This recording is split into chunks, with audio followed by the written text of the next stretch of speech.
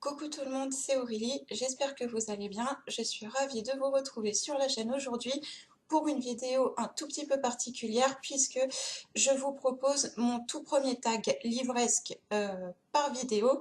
D'habitude, je fais des tags livresques sur mon blog et aujourd'hui, c'est mon tout premier tag que je fais sur la chaîne depuis sa création. Et donc, je reprends aujourd'hui le tag qui a été initié par Cathy Wismer. Ce tag, en gros, c'est un petit peu un tag façon Tinder, puisque il s'agit de raconter nos tout premiers rencarts avec des livres. Et donc, du coup, c'est Cathy Wismer qui a initié ce tag. Donc, je vais vous laisser en description de la vidéo le lien vers la vidéo de Cathy pour que vous puissiez découvrir la créatrice de ce tag. Ce tag a été également repris par Serial Bookeuse et par Alex Booking en Prada. Donc je vous laisserai le lien vers les deux vidéos pour que vous puissiez aller voir ce tag un peu sur d'autres chaînes. Et donc c'est un tag qui comprend 10 questions. Donc on commence sans plus attendre. Ce tag livresque et donc je vais vous raconter mes premiers rencarts que j'ai eus avec une dizaine de titres. Alors, la première question, c'était le premier encart, un livre dans lequel il y a eu un couac. Donc, en gros, c'était pas un mauvais livre, mais ça n'a pas allumé d'étincelle en moi. Et donc, pour cette question, il s'agit du roman de Sur le fil d'Estelle Mascame, publié chez Pocket Jeunesse. Donc, moi, j'ai adoré la romance qu'il y a dans ce roman entre Mackenzie et Jaden. Mais par contre, donc j'ai bien aimé que l'auteur ne fasse pas tourner ce roman autour de la romance uniquement, puisqu'elle n'hésite pas à aborder des thèmes durs tels que le deuil, la dépression et donc comment se remettre d'un deuil. Mais par contre, enfin, c'était un bon roman, mais je veux dire, j'ai pas eu plus d'étincelles que ça à la lecture de ce roman. J'ai lu d'autres romances au cours de ma vie et celui-ci, c'est vrai que ce roman, c'est vraiment pas le meilleur roman que j'ai lu au cours de cette année. Donc c'est vrai qu'il m'a pas vraiment provoqué d'étincelles plus que ça. Alors, la deuxième question, c'était le premier encart bas de gamme. Donc, en gros, un livre qui s'est révélé moins bien de ce que je m'imaginais. Et donc, je suis désolée parce que je sais qu'il y a énormément de fans qui ont apprécié cette duologie. Il s'agit du Faiseur de rêves de Laini Taylor, publié chez Lumen. Donc c'est vrai que cette duologie, puisque ça c'est le premier tome et le deuxième tome s'intitule La Muse des cauchemars, moi j'ai calé dans la deuxième partie de ce roman parce que j'ai eu un gros blocage pour continuer le roman. Donc en gros j'ai lu que 200 pages. Alors la première partie, je l'ai trouvée très intéressante quand l'auteur nous présente en gros l'univers du roman et le premier personnage qui est Laszlo.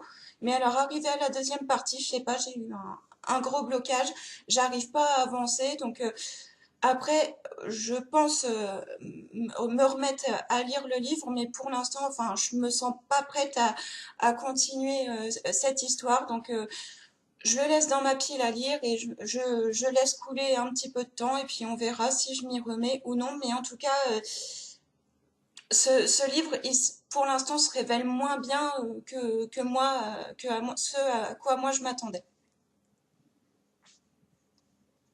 Alors, la troisième question, c'était le premier encart bien préparé, donc un livre mieux que prévu. Et donc, moi, ça a été le roman Rouille de Florian Soula, publié chez Scrinéo. Donc moi j'avoue que avant de lire le livre, ce qui me faisait énormément peur, c'est que c'était un roman qui s'appuyait beaucoup sur l'univers steampunk. Et moi, c'est vrai que j'ai un petit peu de mal comme ça avec tout ce qui sort de la fantasy et du fantastique. Et moi, c'est vrai que l'élément qui me faisait peur, c'était le steampunk. Je m'attendais vraiment à ce que le roman soit vraiment tourne autour du steampunk et que ça mange l'histoire. Et en fait, non, pas du tout, parce que oui, l'univers, on a un univers très steampunk, mais l'auteur, elle arrive à nous plonger dans le milieu des prostituées à la fin du 19e siècle. D'ailleurs, on sent vraiment le travail de recherche qu'il y a eu de fait autour de ce domaine. Et Violante, qui est le personnage principal de ce roman, c'est vraiment un personnage que j'ai beaucoup admiré parce que Violante, elle perd sa meilleure amie Satine dans d'atroces circonstances. Et c'est vrai que Violante, elle en bave tout au long du roman, mais elle arrive à rester courageuse. C'est vraiment un personnage qui se bat et qui sait affronter les coups durs qui lui tombent dessus. Et donc c'est vrai que ce livre, c'est vraiment un rencard qui s'est révélé beaucoup mieux que prévu. Alors la quatrième question, c'était un livre sexy mais bête entre guillemets. Donc en gros un joli livre, mais pas si sexy que ça à l'intérieur. Donc moi j'ai choisi pour cette question le premier tome de Gardien des cités perdues. Dans ce premier tome, en gros, les bases de la saga sont posées puisque Sophie découvre que c'est une elfe. Et donc on la suit vraiment dans ses débuts d'elfe et en tant qu'elfe puisqu'elle découvre vraiment ce monde qui est nouveau pour elle. Alors, le début du roman, moi, je l'ai trouvé très très long.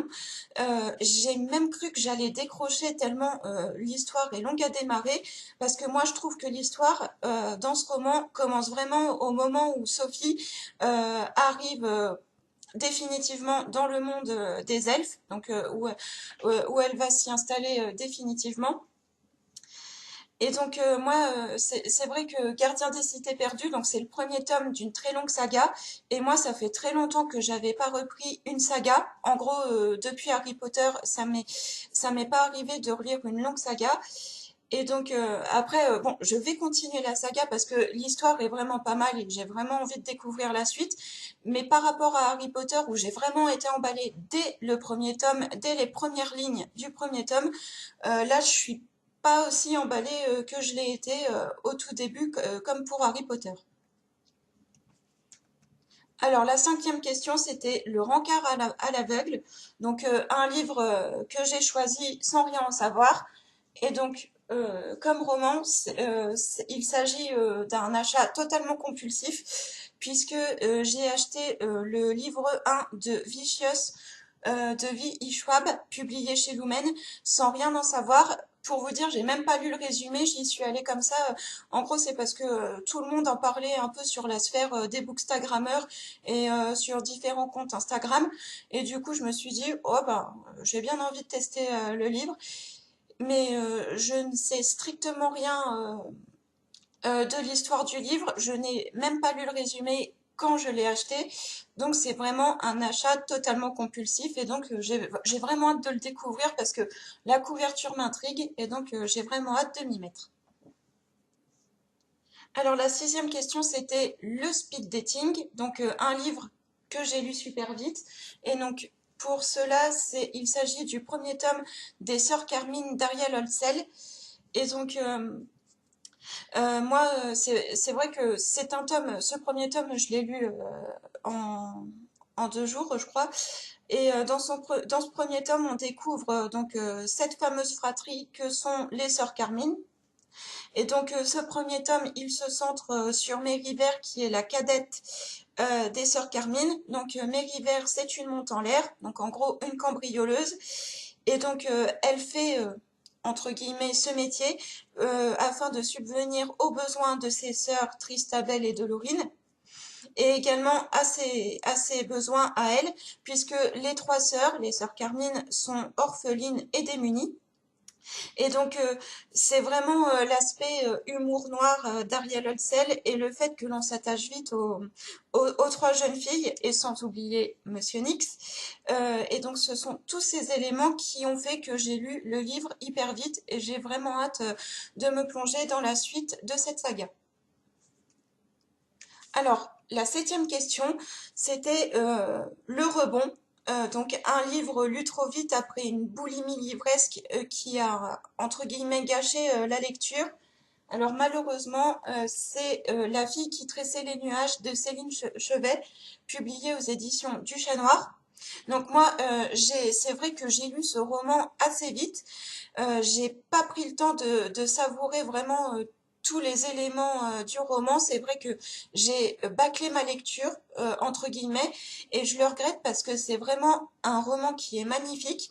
Et donc j'ai bien l'intention de le garder de côté et de le relire, mais cette fois-ci en prenant bien le temps de savourer vraiment l'histoire, parce que c'est vrai que là, ma première lecture, ça a été une lecture très rapide, vraiment du bâclage total, et c'est vraiment dommage parce que c'est vraiment un roman très magnifique.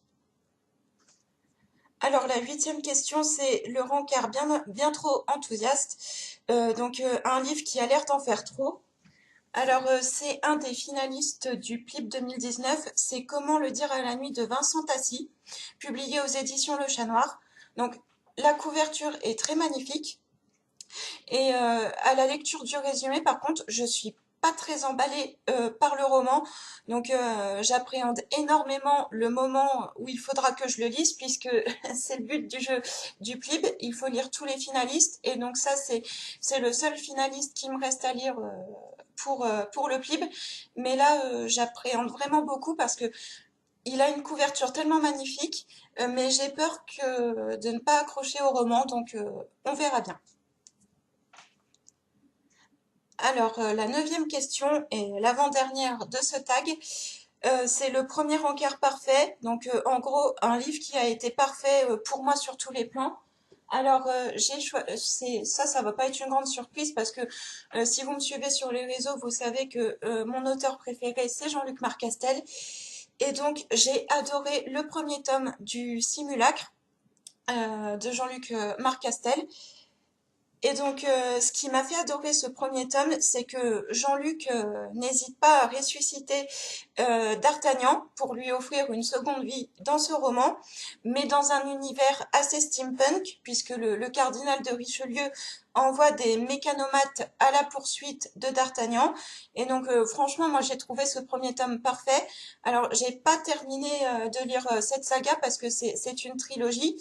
Donc j'ai vraiment hâte de découvrir le tome 2 et le tome 3 parce que franchement le premier tome pour moi c'est vraiment une réussite, c'est un premier tome parfait.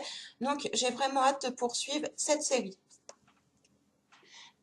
Et alors on arrive à la 10e question où j'ai très honte de vous présenter le roman. Moi-même j'ai eu honte de le lire, mais c'est un roman que j'ai adoré. Mais après vous allez plus me voir, vous allez plus avoir la même image de moi. J'ai très peur de vous présenter le roman pour cette 10e question. Alors, il s'agit du premier encart humiliant. Donc, c'est un livre que j'ai été gênée d'avoir aimé et de lire en public. Donc, après, je l'ai pas lu en public parce que moi, j'ai jamais osé lire ce livre en public tellement j'avais honte. Mais c'est vraiment un roman que j'ai vraiment adoré parce que j'ai adoré les films et toute la trilogie en livre. Donc, il s'agit de 50 nuances plus claires, le dernier tome de la série Fifty Shades de E.L. James et publié chez le Livre de Poche. Donc, c'est vrai que ce dernier tome, c'est vraiment mon préféré de la trilogie. Je l'ai adoré.